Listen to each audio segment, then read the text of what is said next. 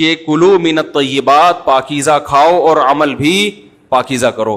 تو جو اصل بات میں یہ محرم ہی کے حوالے سے یہ آیت کا میں نے انتخاب کیا تھا کہ جب آپ پاکیزہ کام کریں گے اور پاکیزہ کھائیں گے تو اس سے آپ لوگوں کو اچھے لگیں گے اور لوگوں کا دل چاہے گا کہ آپ جیسے بن جائیں.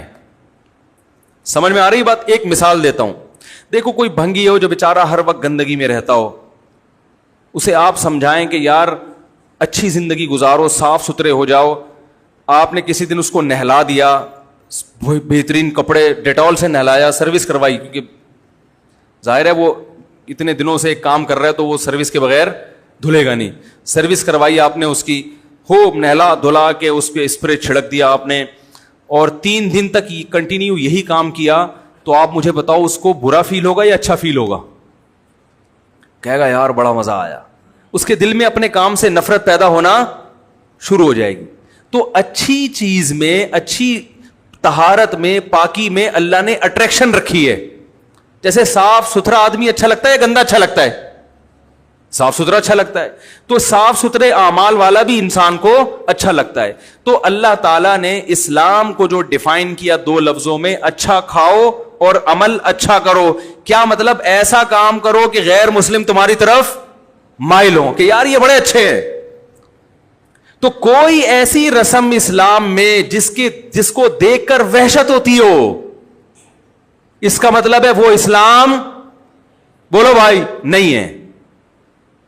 کوئی بھی آپ ایسا عمل کر رہے ہیں, لیبل اسلام کا لگا رہے ہیں, مگر اسے دیکھ کر غیر مسلم کو گھنٹوں گھنٹوں سمجھانا پڑتا ہے یہ کیوں ہو رہا ہے, اس کا مطلب ہے کہ یہ اسلام, بولو نا بھائی, نہیں ہے.